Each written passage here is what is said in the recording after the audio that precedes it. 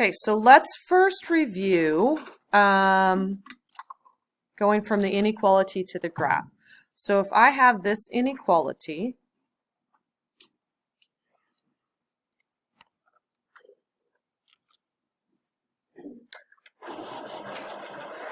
first of all, I need somebody to read that to me. So, Nolan, what does that say? When you read that inequality, what are you saying about x? X is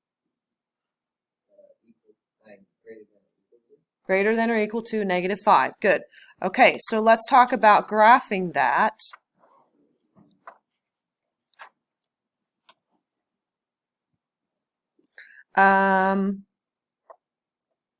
Kimberly, we will start at -5, correct? Will it be an open circle or a filled in circle? And why is it filled in? It's equal to, so we can include 5 in our -5 in our solution. So then which direction of numbers would be greater than a -5? To the right or to the left? To the right. So if you're not sure, you can pick a number out on either side. For example, 0. Is 0 greater than a -5? Yes, it is, so I know that that needs to be a part of my solution. Okay, so let's look at another example. What if we had this?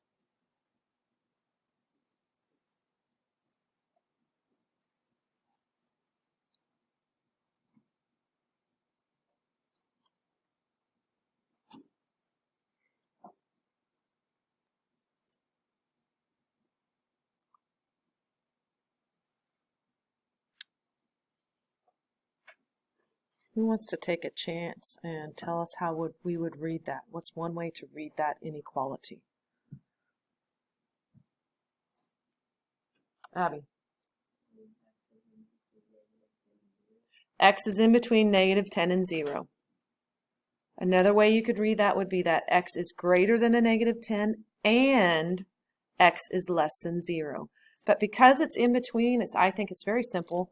X is in between. You start with your smallest number, -10, and 0. There's no equal sign, so it can't equal either one of those. If there was an equal sign, then we would say including -10 or including 0 if it was one or the other. Okay, so let's talk about graphing this.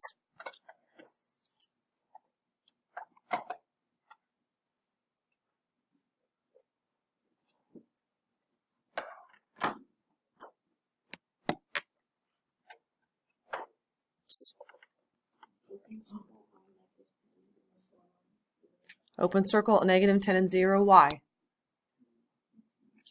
It's not equal to them. And then what?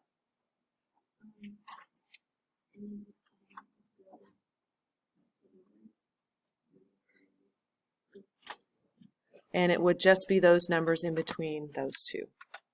Good. Very good. Okay, so let's look at one more before we do the other.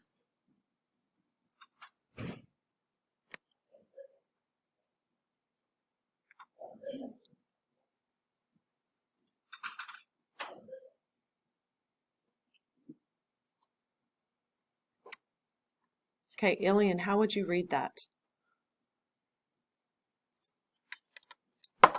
X is what? X is less than 8.5. Good.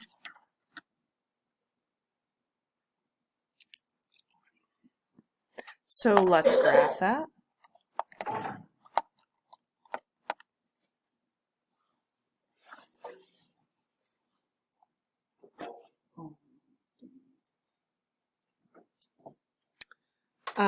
So in graphing that, bless you, Jasper, what are we going to have? How are we going to graph that? What point are we going to go to? What value?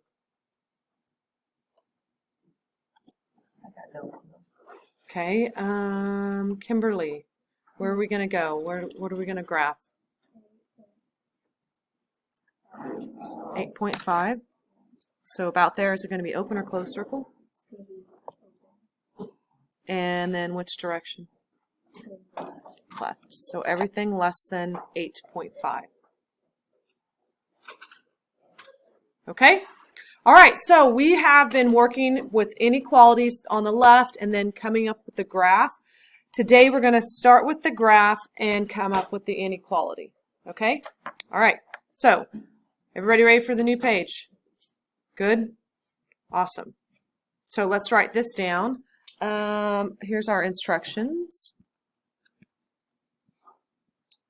for these.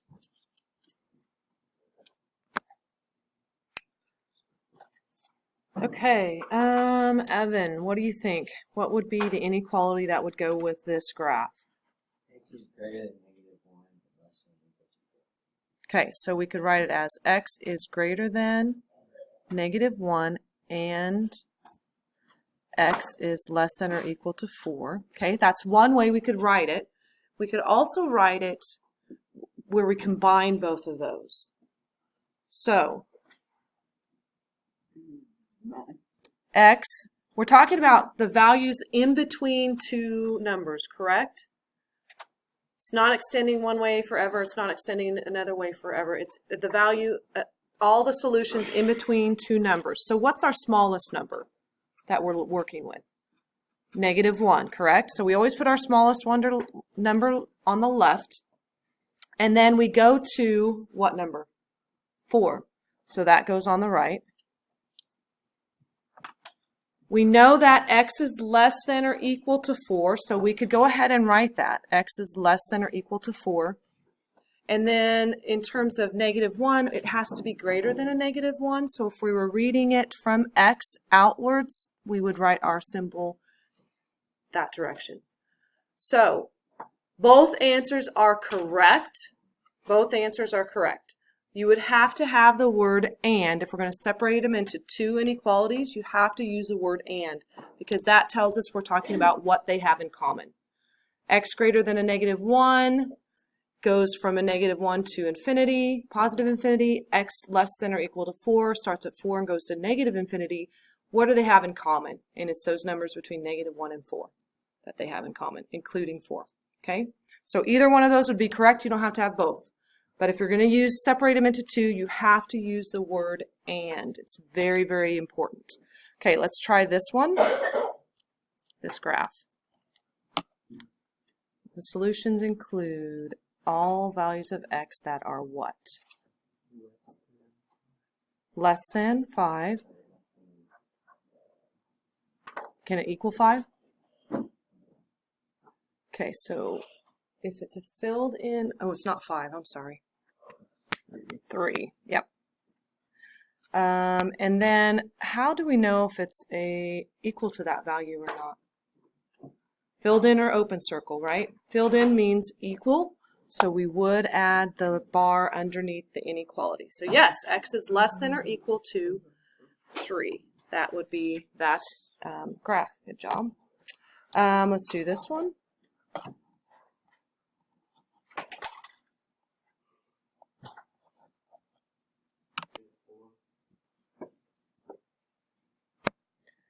X, all the solutions for x will be greater than -4. Not equal because there's no filled in circle at -4. Good. Okay, we're going to take a look at a couple more. Let's go to the next page. Or two inequalities that you would write here.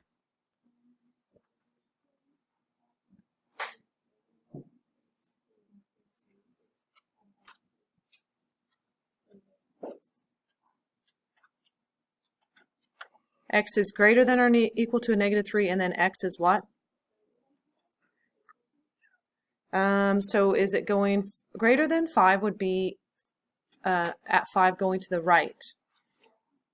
So it's less than or equal to 5. And then how could we write this as one inequality where it combined with 1? Talon. X is in the middle.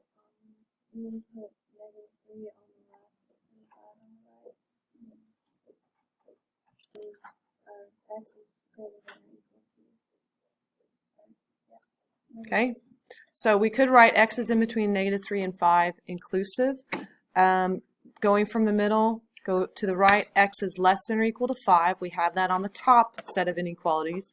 And then x is greater than or equal to negative 3. That's on the left side of that inequality where we combine it. Okay? Both are correct. All right, now we're going to get into the fun stuff.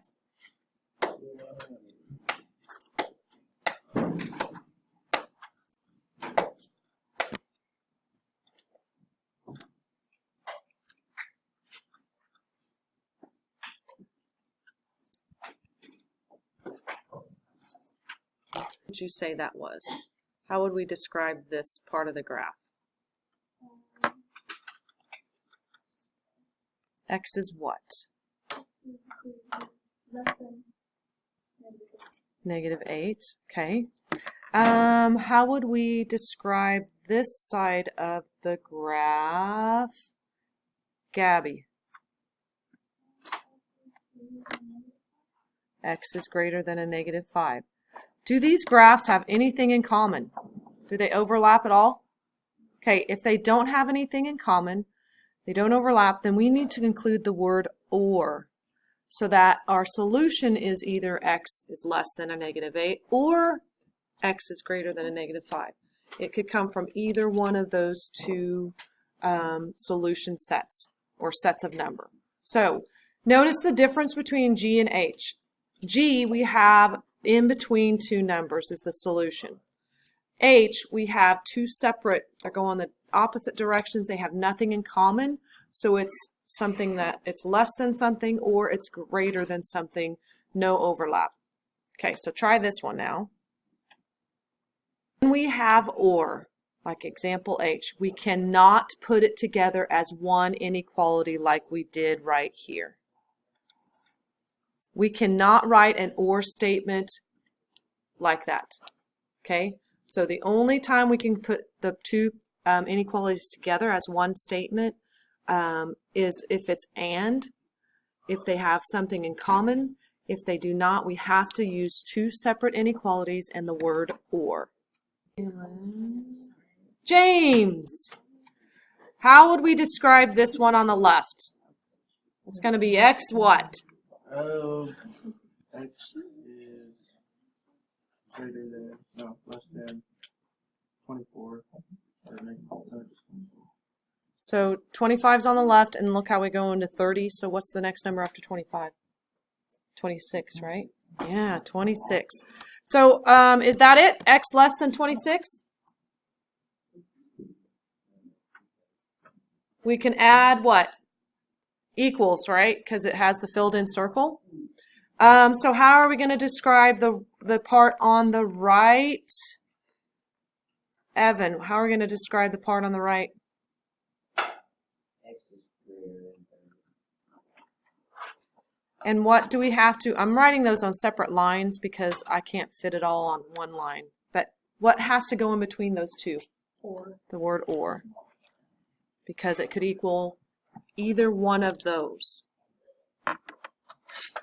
Okay, so today what you're going to do is you're going to have a worksheet that gives you the graph and you have to come up with the inequality. So let's go to our homework log.